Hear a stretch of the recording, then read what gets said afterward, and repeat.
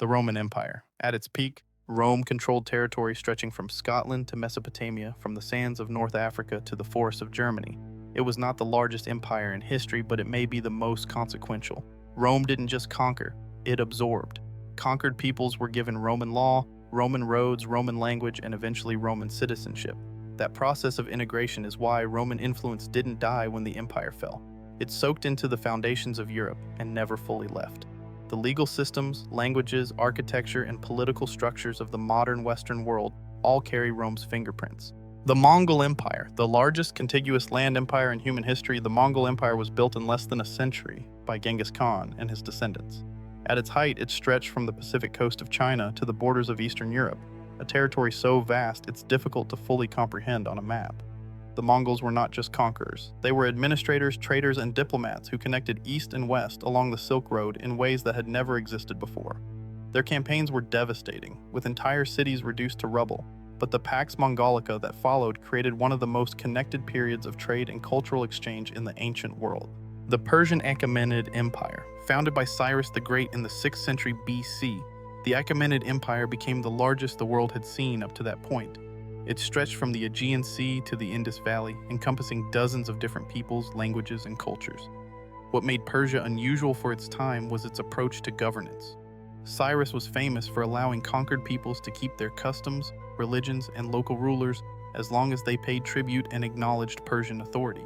This relatively tolerant model of empire was revolutionary and stood in sharp contrast to the destruction practiced by many of its contemporaries. It lasted over 200 years before falling to Alexander the Great.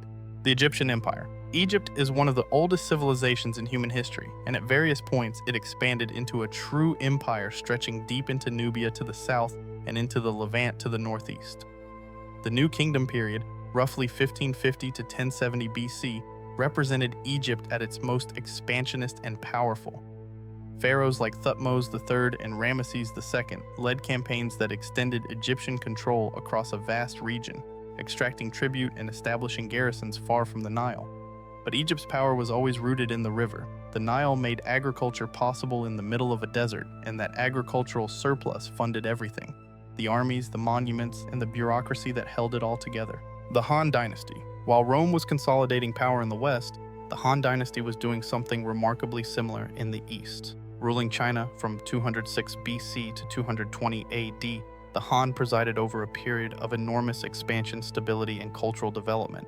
They pushed Chinese territory deep into Central Asia, established formal trade along the Silk Road, and created a centralized bureaucratic system that would shape Chinese governance for 2,000 years. The Han period is considered a golden age in Chinese history, so foundational that the dominant ethnic group in China still refers to themselves as Han people. That is how deeply this empire embedded itself into the identity of an entire civilization. The Ottoman Empire. One of the longest-lasting empires in history, the Ottoman Empire endured for over 600 years, from the late 13th century until the aftermath of World War I.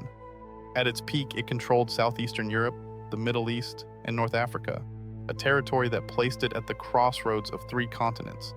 Constantinople, the great capital of the Byzantine Empire, fell to Ottoman forces in 1453. An event that effectively ended the medieval period in the eyes of many historians. The Ottomans were sophisticated administrators who managed an extraordinary diversity of peoples and religions within a single imperial framework. Their decline was slow and painful, earning the empire the nickname the Sick Man of Europe in its final century. The British Empire. The largest empire by territory in human history, the British Empire at its peak in the early 20th century covered roughly a quarter of the Earth's land surface and governed over 400 million people. It was built over centuries through a combination of trade, naval power, colonization, and conquest. The empire carried British law, language, and institutions to every corner of the globe, a legacy that shaped the modern world profoundly, and not always in ways that benefited the people on the receiving end. The forced movement of enslaved people, the exploitation of colonial resources, and the suppression of local cultures left wounds that remain visible today. The empire's reach is why English is the dominant global language and why its influence is still debated with such intensity. The Macedonian Empire. Alexander the Great inherited a powerful kingdom and turned it into one of the fastest expanding empires the world has ever seen.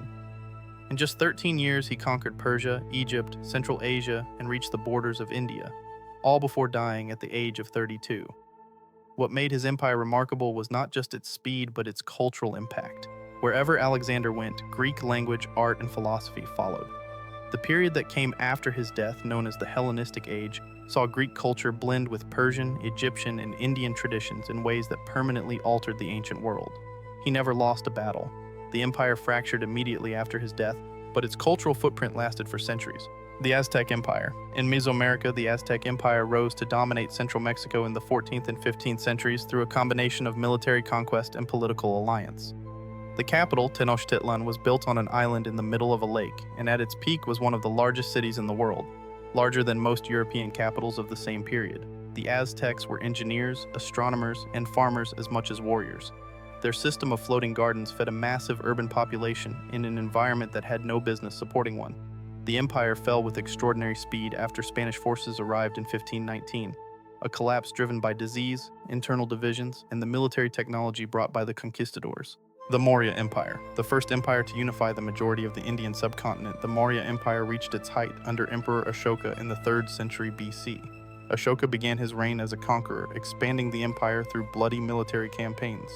Then, after witnessing the devastation of the Kalinga War, he underwent a transformation that remains one of the most remarkable in the ancient world. He converted to Buddhism, renounced further conquest, and dedicated the rest of his reign to promoting peace, tolerance, and welfare across his territory. He erected stone pillars across the empire inscribed with edicts promoting non-violence and compassion. Those pillars still stand in India today, and the wheel from Ashoka's emblem sits at the center of the Indian national flag. The Inca Empire. In South America, the Inca built the largest empire the continent has ever seen, stretching over 4,000 kilometers along the spine of the Andes Mountains from modern-day Colombia to Chile. They did it without a written language, without the wheel, and without iron tools. What they had instead was an extraordinary capacity for organization. A vast network of roads connected the empire, relay runners carried messages thousands of kilometers in days, and a complex system of knotted strings called quipus recorded information across the entire administration. The Inca didn't just conquer, they relocated entire populations to prevent rebellion and bind the empire together. Like the Aztecs, they fell rapidly after Spanish contact, their population devastated by diseases against which they had no immunity.